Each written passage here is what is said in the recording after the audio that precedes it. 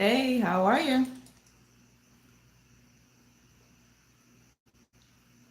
How is your relationship with food? Okay.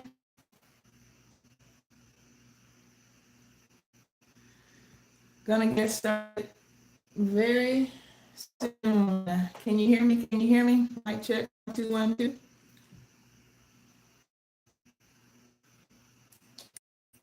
Hey, hey.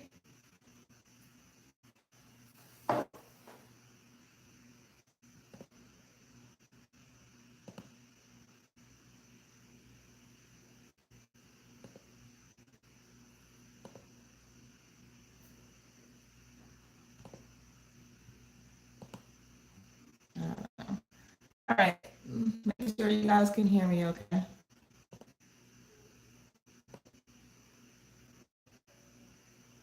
This is annoying.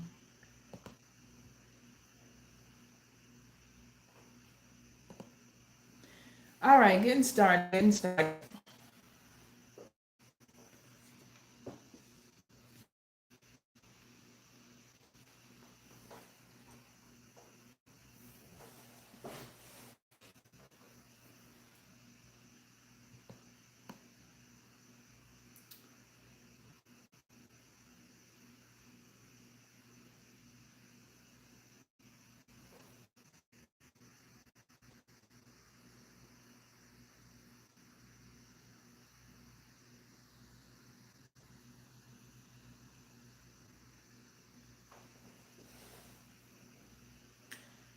Okay, so we're talking about small shifts, big relief, and how tiny little patterns shape our relationship with food. Okay?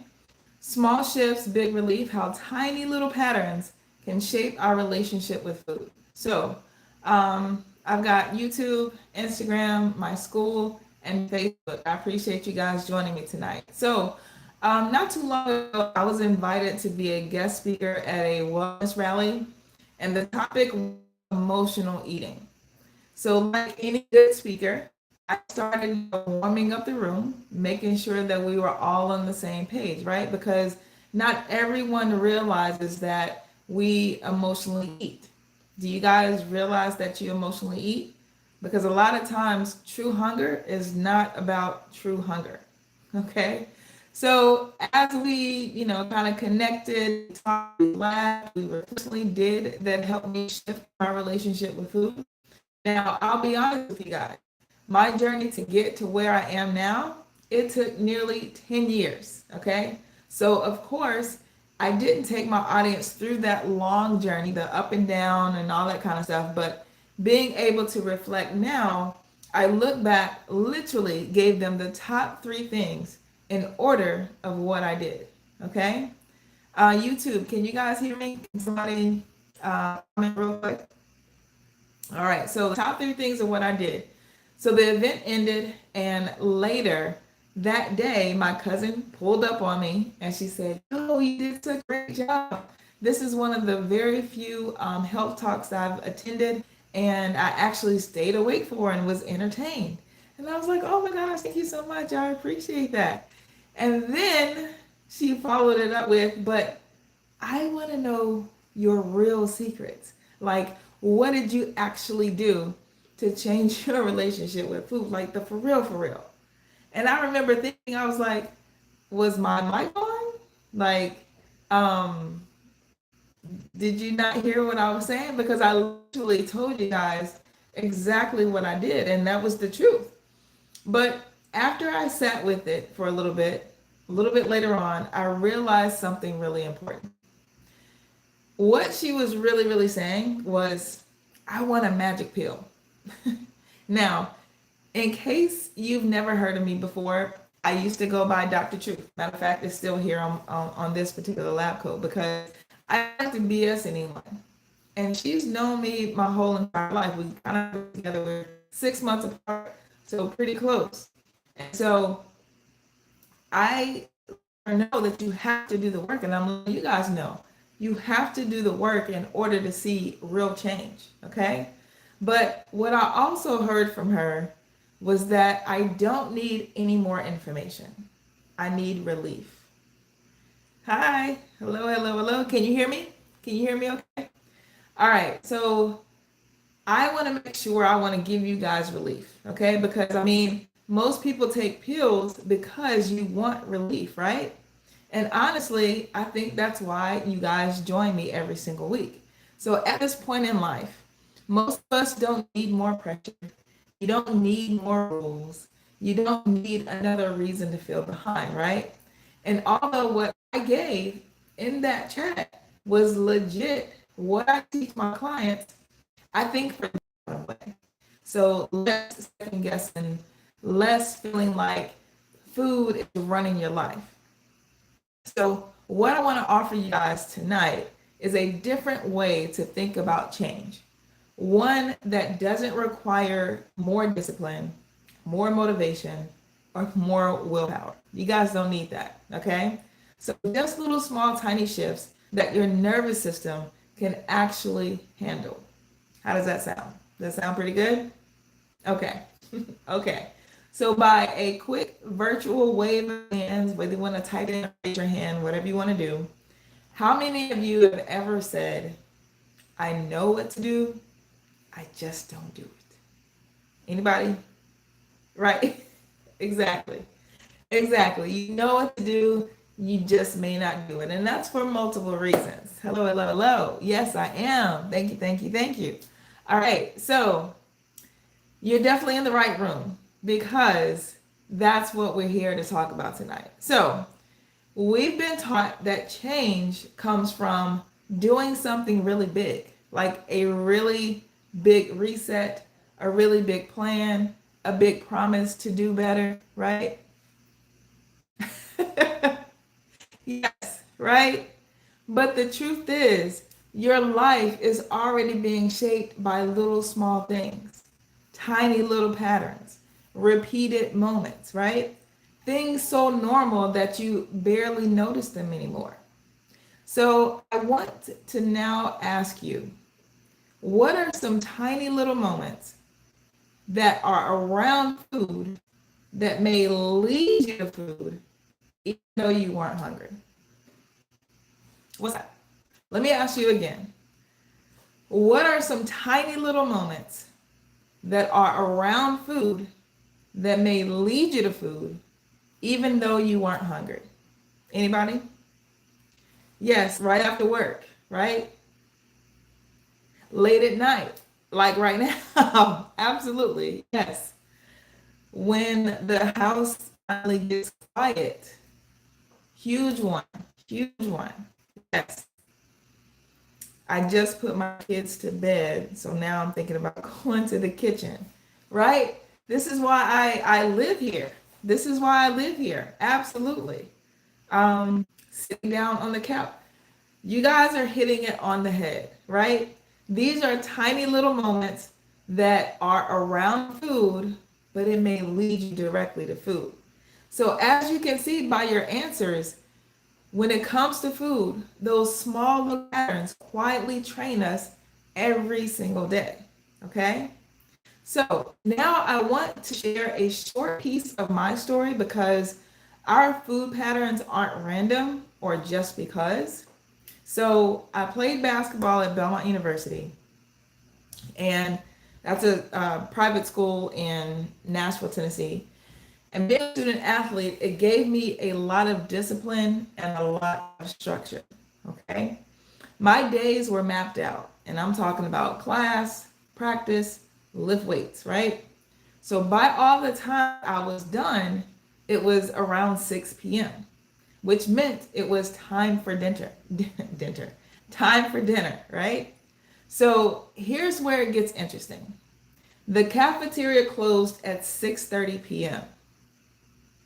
6:30 p.m. And we're talking about 30 years ago, okay? But because I didn't grow up in Mayberry, 6:30 p.m. was hell early to finish your last meal of the day, okay?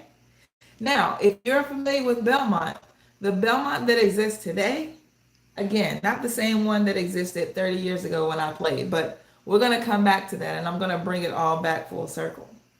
Now, to give you a little bit of understanding, like how I grew up In my parents' home, the kitchen was open 24/7. The food was always available. My next door neighbor's parents closed the kitchen at 8 p.m. every night. So those two contrasts are going to be important when I bring it back full circle. So now I'm sure their reasons were for because it was expensive, right? Because they actually had 6 kids and 2 adults. So that's 8 people to feed. So out of 8 people today, only one person is still alive. Yes, exactly, right? But with my household, it was me, my mom, my sister, and my dad. So 4 people. My parents got divorced when I was like 7 or 8, but 3 to 4 people compared to 8. And I'm blessed to say that all of us that grew up in my household were still living. So still both parents and my sister. But out of 8 people, our next door neighbors, right next door to us, only one person is still alive today. Now, bringing it back to me, as a Division I post player, I played the 4, sometimes the 5. If you understand like the positions on the court, the center is usually like, the taller player on the court. I usually played the 4 or the 5, just depending on who we were playing against. And if you've never seen me in person, I'm only 5'12", so not very tall. Okay, I'm only 5'12", and because I can't control my height, I can do something about my weight. So I was constantly being groomed to gain weight. Now, at one point, I was bench pressing almost 200 pounds. And at the time, I truly believed that I needed to eat a certain way to get stronger. You ever hear, or have you ever thought you needed protein? That's something really big being talked about for some reason today. Where am I going to get your protein? Blah, blah, blah. Yeah, I had the same thoughts then, okay? And so again, after the hella early 6:30 p.m., I can't, get stronger and bigger just by stopping my meals that early. So I thought, right? So most nights, I'd walk across the street to the Circle K. And depending on where you live, you may not know what a Circle K is. It's your regular gas station. It's like Wawa or, I don't know, Twice Daily. Is same setup. Y'all already know. So same setup as any other gas station. The 2 for $2 hot dogs on that silver grill, a rolling grill, right? A family size of Doritos. And I can usually finish that in one night. But of course, I had to wash it all down with something. And that was like lemonade or a Gatorade or a Kool-Aid or some kind of aid that easily helped me toward the direction of instant diabetes. Right? You see what I did there? Aid, help, toward, yeah. All right. But anyway, yeah, so that was typically my dinner after my dinner. And then the next morning, cafeteria opens up at 7 o'clock. I'm there. And I'm there filling up my plates with um, plus 2 Slim Fast, right? I see y'all going nuts. Yes, absolutely. I see y'all going nuts with the Slim Fast. Yes. That was the first time that, and I talk a lot about the dark psychology of food marketing in my school. So you guys that are joining me from other places outside of my school, join me in the school. I give you some real good tools and some real good information that you probably never heard of before, but it's true. And I don't, I get all my information from literature, public, unbiased, peer-reviewed literature, right? So anyway, yeah, my trainer and my coach, they were trying to help me gain weight because coming in as a freshman, I was just little bitty, not that tall to be in college ball, but it definitely worked with all that food plus 2 Slim Fast, which are really just meal replacements. But if you're eating meals on top of those meal replacements, you're gonna get it, okay? So it definitely worked, right? And at the time, I thought I was doing exactly what I needed to do and was supposed to do. But what I didn't understand, then, was that I wasn't just eating. I was actually building patterns. And those patterns taught my body when to expect food, how to respond to stress, and what comfort felt like, what control felt like after losing a game or getting a bad grade, how to quiet my thoughts. The pressure of being a student athlete was high. So I didn't have the language for it back then, but what I understand now is this: food wasn't the problem, the translator, okay? It translated stress to action, structure into routine, and pressure into patterns. So, fast forward years later, I experienced some health challenges that I eventually, and I'm talking about years and years and years later, really just 10 years ago, that I traced it back to food. So, the health challenges I was experiencing then, I traced it back to food hurting me. And when I found out which foods were hurting me, I still found myself eating them. Have you guys ever known any foods, or you know of any foods that you love that you know don't love you back, but you still eat them? Anybody? So I'm not the only one. All right, good deal. Okay. All right, so over time, our patterns don't just shape our routines, they start to shape our health.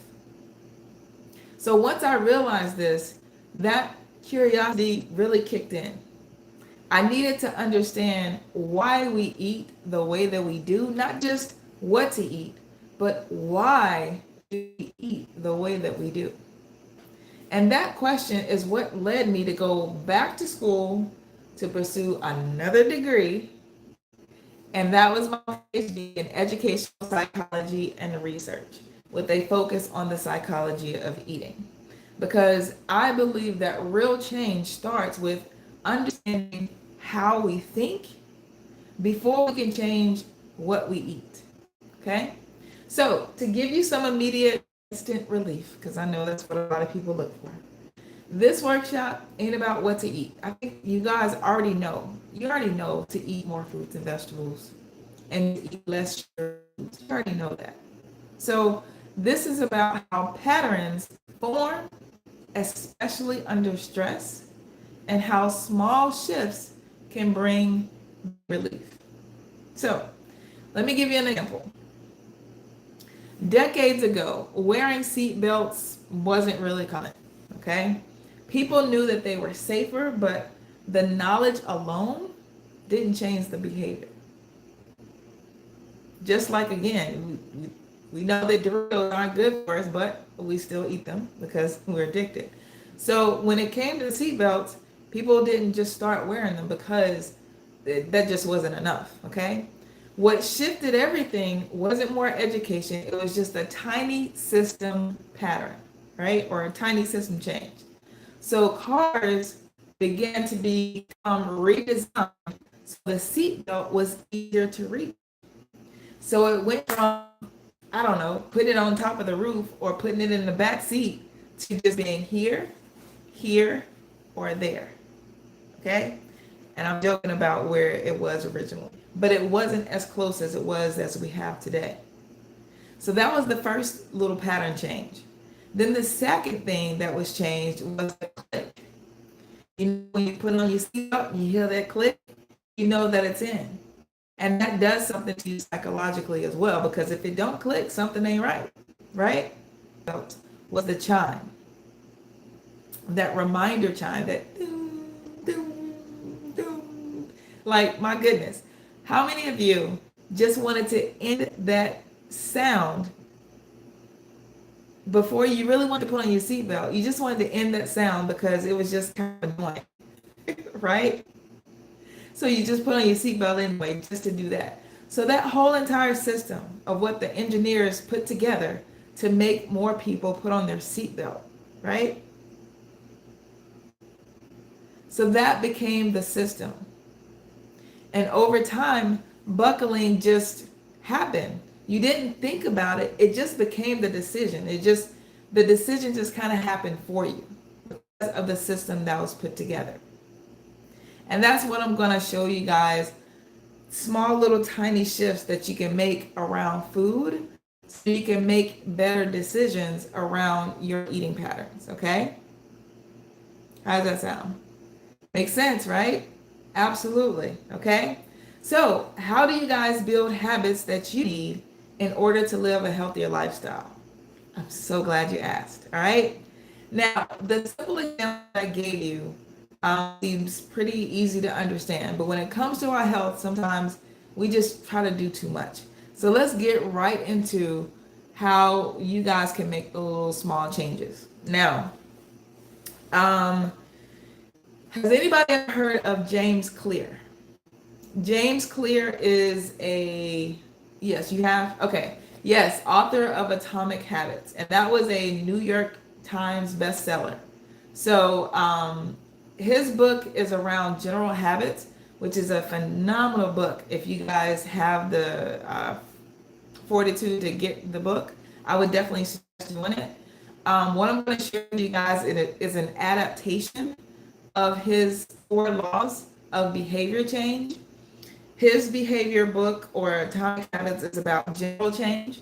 But again, I'm going to do an adaptation, which means I've adapted it to focus directly on food. Okay. So law number 1, you already know when you come to my lives, be ready with some pen and paper. Okay. So law number 1, make it obvious.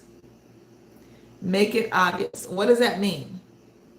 Well, our brains love shortcuts. Okay. It doesn't want to search for clues. It wants the path lit up like a freaking runway. Okay. So that's why so many habits, good or bad, are shaped by what's right in front of us. So if it's a wine glass on your counter, or a bottle of wine chilling in your fridge, or an Instagram meme telling you it's wine o'clock, that's not weakness. That's a design. That's part of that dark psychology that I share inside of my school. Okay, but that's another story for another day. Here's the science behind why making it obvious works. Habits are triggered by cues. And in neuroscience, this is called the cue response loop. Okay? Cue response loop. So when your brain sees or senses something often enough, it's going to link that cue to action. So if you see a wine glass, your brain is going to stop. I got disconnected. Okay. Okay. I believe that you need a glass of wine every night. So with my client, to get her started, I suggested that she not keep her glasses on the counter. Okay? Yes. Put them away wherever you want them, but just put them away. Okay? This way, she won't be on autopilot seeing the glass when she walks through the door.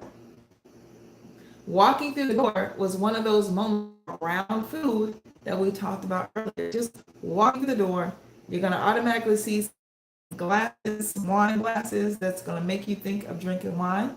Put it away. Okay? So putting the glasses away in the cabinet causes a bit of friction there.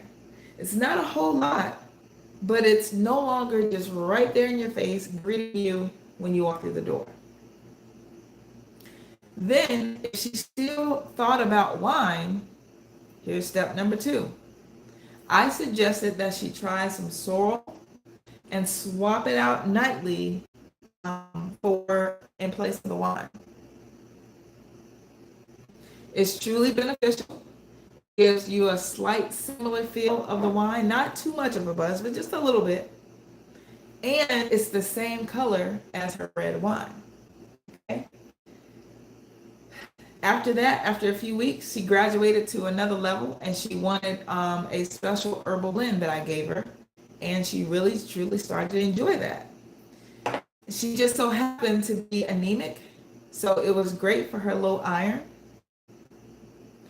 I gave her natural energy, and the rest was time to go to sleep. So because of misconception about wine or any type of alcohol where you feel sleepy, you feel like you're getting rest, and I fell for it too.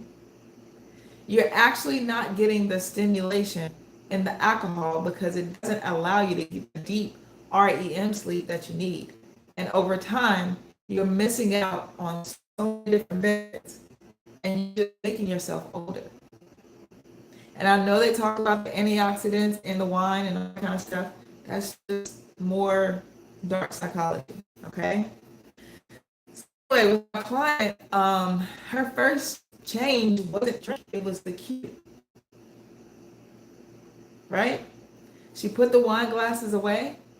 And then for some people, if you need something, sometimes some people can't just take away stuff, which is 99% of people. So you got to replace it with something. Sometimes people stop and they replace it with overeating. We don't want to do that. We want to make sure that whatever switches we make out is going to be healthier than what you're getting rid of, right? So she brought out the tea bags and put them on the counter. She bought one of those kettles that heat up water really quickly, which I have one of those over there if you can see it. I don't know if you can see it or not. But yeah, I have one of those as well. Okay. She put it front and center. That way, when she walked through the kitchen, that's what she's training her brain to think. It's like, this is what we're doing now. Okay. So that's how you guys can do the same thing. Switch out your coffee for tea, or have your water bottle out front and center. Or if you want to start journaling more, don't have it up in the closet or in your drawer. Have it out where you can see it. Okay? If it's alcohol that you're trying to reduce, move it out of sight. And I know they got these cute little stands, you know, the little wine cellar holders and all that kind of stuff. I don't know. Donate it, throw it away, get rid of it. It's not benefiting you, okay? Because this ain't about trying to white knuckle your way through. This ain't about more discipline. It's about design. So when your environment whispers the right cues, your brain is going to follow without a daily tug of war. Simple stuff. Simple stuff. All right. For James, James's law number 2 on the 4 behaviors of change. Make it attractive.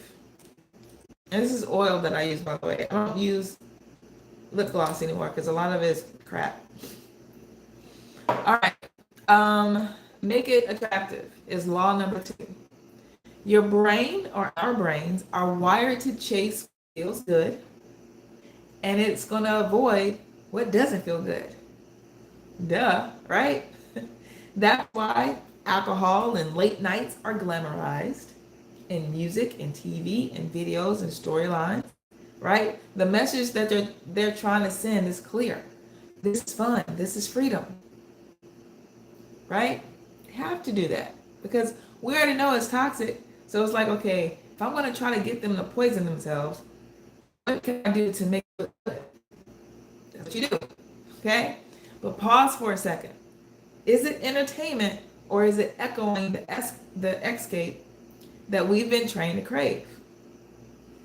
Neuroscience backs this up. Dopamine, which is the part of the brain that feels good, that releases those chemicals throughout our body. Spikes are not just to get the reward, but it's when we anticipate one. Anticipation of a reward is what feels good too, right? So that's why like the simple idea of wine feels good before the first sip. It's the ritual that your brain has already learned to expect. If you guys don't drink, think about, like, have you ever scheduled a massage? And just thinking about this, your massage appointment, or just get into the room, you're like, oh my gosh. And ain't nobody even touched you yet. You just walked into the room and saw the table and you felt relaxed already. This is why I teach you guys how to do meditations, okay? I give away a lot of meditations in my program because for 2 years, people kept telling me, meditate, meditate, meditate. And I was like, that stuff don't work. You have to find the right ones. Okay? You have to find the right ones. And I share the ones that actually finally end up working for me. All right? But going back to this, Joe Dispenza says emotions are just a record of our past.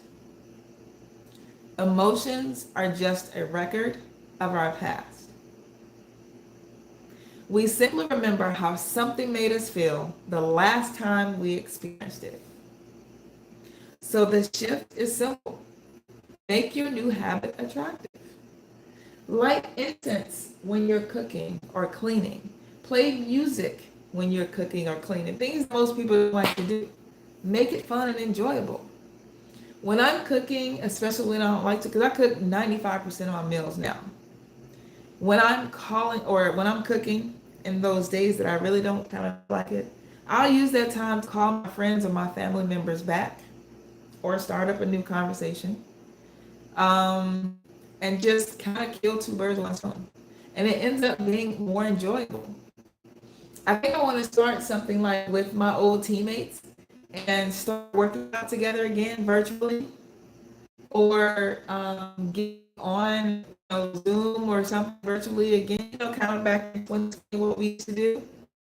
Now the world is back open. We don't have time for each other anymore. It's crazy when you want comfort. And that sugar is not going to provide comfort. It's going to feel like it for a moment. Then just warm up there and put a little key lime juice in it. That has worked for a lot of my clients that tell me that. They were like, you know what? This is great. And it helped improve their digestion, improve their skin because they're taking in less sugar. So it's like so many benefits. And that dopamine is still going off. So the more attractive you make the habit, the less it feels like work, and the more your brain is going to want it. Real simple, right? Law number 3, make it easy. Make it easy. Now, most people try to change everything at one time. They try to clean out the whole entire pantry, get rid of all the snacks, the cakes, the cookies, the pies, the chips, whatever. Buy the best supplements. Swear off sugar forever, right? You ever done that before? Exactly.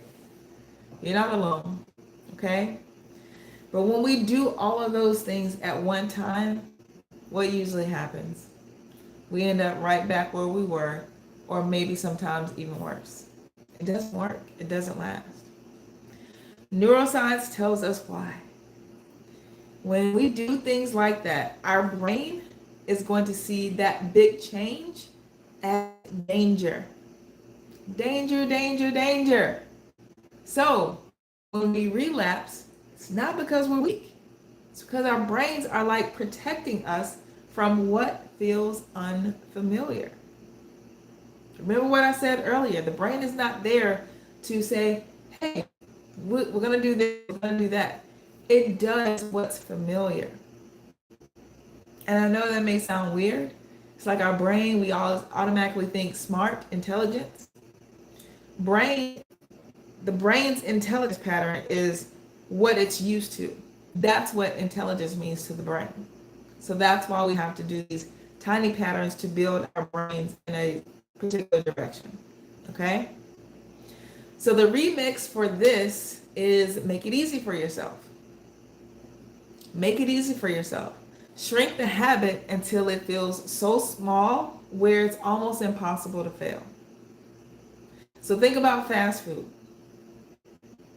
Fast food change didn't start winning because the food tasted better than home cooking. That definitely wasn't the case. It won because it was easy. There was no cooking, no prepping, no chopping, no washing, no dishes, and all that kind of stuff. You just pull up, order your food, comes out, you eat, and you throw away the wrappings or whatever, right? So again, our brain follows the path of least resistance. Whether the path serves you or sabotages you, it's going to go in that direction. So that's why small patterns win. And that's why they matter. Okay. Right now, it thinks that fast food is most convenient. But when you think about the future of where that's going to lead you, it's not going to be very convenient to have to get in and out of a wheelchair. And I'm sorry to, if someone is literally in a wheelchair right now, I'm not trying to be mean or anything, but I'm trying to prevent those people that are not wanting to go in that direction. Okay. It's not very convenient for someone to have to start bathing you because you can't move, or your mindset is no longer controlled by you because of Alzheimer's or dementia or something like that, right? Someone to have to dress you. Think about the future of where these foods are leading you in a better direction. So this is where you better start coming in more, getting in the kitchen. This is why I meet you here. This is where I spend 9 time. If I'm not talking to you guys, I'm here. Okay? I want to get you there. It's all right. Okay. So let me give you an example of a client of mine who did not like to cook. Let's call him Marcus. Marcus came to me ready to change everything. No meat, no dairy, no sugar, no fried foods, I believe. That was his 4 things that he wanted to do. And I asked him, I was like, did you try to do it? He was like, yeah, it didn't last a week. Because again, too much change at one time, danger, danger, danger. I'm not going to do this. It's not going to last. So I said, okay, let's throw that mindset out and let's scale it back a little bit. Instead of cutting everything out, I'm going to add one thing to your list. He was like, what? I'm trying to take away. I was like, listen, I'm going to add something to you. I'm going to add sea moss to your regimen. Now, if you're not familiar with sea moss and what that is, I have a whole video on it inside of my program. Or it's actually on YouTube as well. It's about 10 minutes long, just tells you all the benefits of sea moss. But essentially what it does, it helps you curb your appetite for cravings, okay?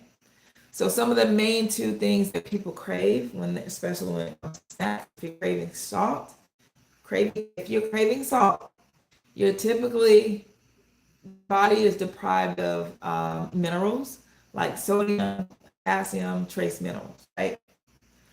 If you're craving sugar, your body is asking for more and more magnesium.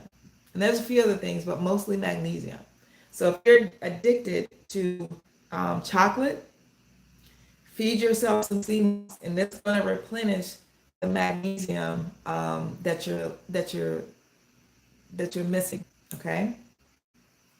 That one easy switch, one little easy win, it stacks daily, not just one day, not just 1 week. It's going to keep stacking more and more and more. Weeks later, he naturally reduced his craving for meat because the sea moss is packed with a lot of iron. And the thing is, the reason why there's more carnivores out there, because our body is craving iron, and we've been told so much that we need to get our iron from meat. That's actually the wrong kind of iron. We don't need that. That's, I believe, is that heme iron? Yeah, that's heme iron. Our bodies don't need that. So that's why we want more and more and more of it, because we're trying to get more of it, but we're not satisfying our bodies. We actually need fluorine, and that can only come from natural places from the earth. That is where the animals get it. They don't, the biggest animals on earth, they don't eat each other. The elephants, the lions, well, lions do kind of tear, yeah. But gorillas, elks, they don't eat meat. They actually are plant-based. So they're the ones that are big and strong, and the ones that we tend to eat, pig, cow, chicken. Look at the shape of those animals. Is that what you want to be shaped like? You want to be shaped like a cow? You want to be shaped like a pig? The chickens these days, When's the last time you ordered? The last time I ordered chicken was about 10 years ago. We came out as big as I was. This is not the little chicken wings I used to love. No. So anyway, stack those wins, celebrate those wins because it's important. Sometimes I know people are like, that's just a little small little change. That's no big deal. It really is. And when we treat and act delusional, like in a way that you just like jumping up and down, like celebrating a moment, the brain doesn't really know that this is big or small. So celebrate it in a way that your body is going to be like, this feels good. This is that good dopamine hit that I need. So we're going to keep doing this. Okay? So make it easier for yourself. Okay? Practical ways to make it easy. Shrink it down to make it where it's almost too small to fail. Okay? One veggie, one breath, one sentence, whatever it is. Reduce the friction. Keep water nearby. I keep a bottle of water or a glass of water nearby me all the time. It's always with me. Because a lot of times we overeat and we're really just dehydrated. The signals that we get, it's hard to distinguish the two of them. So if you're only drinking when you are thirsty, your body is already dehydrated. You're already kind of behind. So make sure that you drink and just kind of sip throughout the day. What are some habits that you guys are stacking right now? How have you guys been on your journey since this year has started? Have you been consistent with whatever your goals were? If you haven't, try some of these things. I'm going to give you the last law. The fourth law is make it satisfying. Make it satisfying. Again, our brains don't care what's healthy or what's not. It cares about what feels good. So that's why shame and guilt and punishment, they never work long term. Shame don't release dopamine. It actually does quite the opposite. And that's why people can fall down a slippery slope when they get too hard on themselves. Diet culture sold us pain as progress, but neuroscience tells us a different story, right? Dopamine drives behavior. And when something feels rewarding, your brain says, hey, let's do this again and again and again and again. Tell you my last client, Tanya. She learned this the hard way. She tried every single diet out there, just like a lot of people do. Every slip up turned into guilt, restriction, and more punishment. And nothing changed. And she didn't understand why. But the cycle just kept getting stronger and stronger. Also a misunderstanding. Like, why is this happening? So, when I taught her to celebrate her small wins, everything started to shift. Celebrate your small wins. Part of celebrating a new year should be trying new things. So with her, she had a really bad addiction to sodas. So I knew, certain little smaller stuff wouldn't really work. So I had to like kind of go in a little bit bigger. So I had her switch out her sodas for Martinelli's. Martinelli's, I'm coming for you guys for an endorsement. I tell a lot of people about you guys. Martinelli's is a sparkling, do they call it sparkling juice? I think is what it's called. It comes in like a little, not a little, but well, some of them are little, some of them are bigger champagne bottles. And it tastes amazing. Tastes amazing. So I taught her how to pause before eating, one, and then this led her to stopping when she was full. How many people eat when you're actually full? Yes, right? So choosing Martinelli's over soda, pausing before you eating, like when you fix your plate, just pause for a second. That's why prayer is good for you too, right? But if you pray, after you pray, I still want you to look at your food and still just pause and just give more thanks and just soak it in. getting more thanks, which is huge. Sometimes we just do and say these things out of repetition. Thank you, God, for this food, and we're done. Not really pausing long enough to really soak in what we're really grateful for. Okay? And then you can also write down what went right instead of focusing on what went wrong. We do that a lot of times. We focus on what went wrong in our days, and we don't give enough focus on what went right. Okay? Joy became the reward, and her progress just compounded together. So success doesn't come from perfection, you guys. Hopefully you know that by now. Okay? Nothing, there's no such thing as perfection.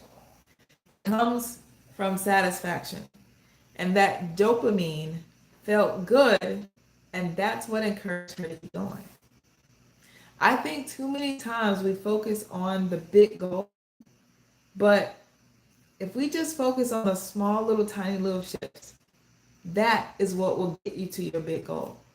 I have people come to me all the time that they want to lose 100 pounds. If that's your goal, that's great. Set the goal and just forget about it. Then we're going to small little tiny shifts to get to your goal, and look up and be like, wow, I'm already here. Didn't even realize it. Yeah, it happens that way. All right, so let's recap.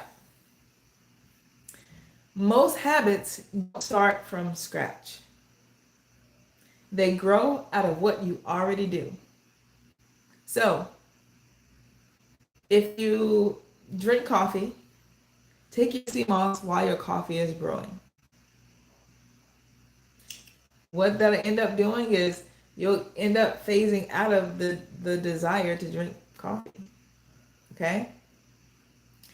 After buckling your seatbelt, take 3 alkalizing breaths. Taking deep breaths calm your nervous system, because a lot of times we snack or emotionally eat because we're antsy about something. So when you practice deep alkalizing breaths throughout the day, that kind of teaches you to not react. Just kind of pause and slow down. Before you turn on your TV, fill up your water bottle first, or a glass of water, and then take that with you to the couch. Little small shifts, right? I'm telling you guys, you don't need more willpower. You don't need more discipline, all this kind of stuff. You just need a better system. And that will get you into your healthier rhythm. Okay? A better system.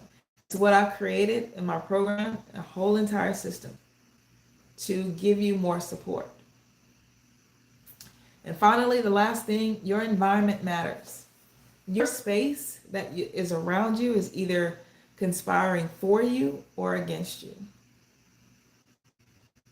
And if you didn't know, I'm here to tell you first. Okay? Sometimes it's people around us. Sometimes it's how things are designed in our space that we live. So when you go to bed at night, put a glass of water on your nightstand or on whatever you got to do. Put it next to you. And when you wake up, train yourself to, even if you got to go to the bathroom, before you go to the bathroom, I still want you to take a glass of water and drink it. At least 8 ounces. And I know you're like, well, I already got to use the bathroom. Still do it. Okay? That can change behavior faster than any reminder ever could. So, stop this and needing more willpower and discipline. It's just, no, you need a better design, a better system.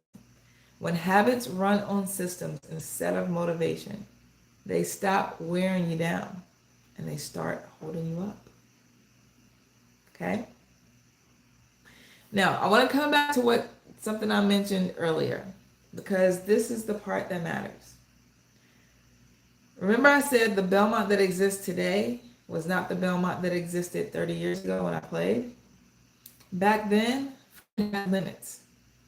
The cafeteria closed at 6:30. Very different from what I was used to. There were natural stopping points built into that system. Okay. But let me be clear, my neighbors had a system too. Their kitchen closed at no food after that. Very strict, very disciplined, right? So, how is it that they were severely overweight even as kids, and their patterns to adulthood continued? The problem wasn't the effort, it was the pattern underneath that never changed. In my house growing up, the kitchen wasn't closed. Food wasn't restricted. There wasn't a rule saying that you can't eat after this time. And because of that, eating late for me became a huge deal. And then when I went to college, the system was the same. Even though the cafeteria closed, that was still other stuff that was open. So that's why I scrounged around for $4 or $5 every single night almost for those 2 for $2 hot dogs, the Doritos, and then something to wash it all down with. Okay? Now, those patterns could easily follow me for life if I didn't interrupt them. The interruptions that I'm teaching you guys don't come from strict rules, they come from awareness and the curiosity that you need to eventually build up more for yourself. The curiosity of how would I feel if I did this instead of that? From understanding why the pattern existed in the first place. That's interruption as well. So my neighbors had a rule, don't eat after 8. And then when life changed to become full-grown adults, where you can do whatever you want to do because you're grown, right? But now you got grown stress, you got grown grief, and you got grown exhaustion. So the 8 p.m. rule didn't stick.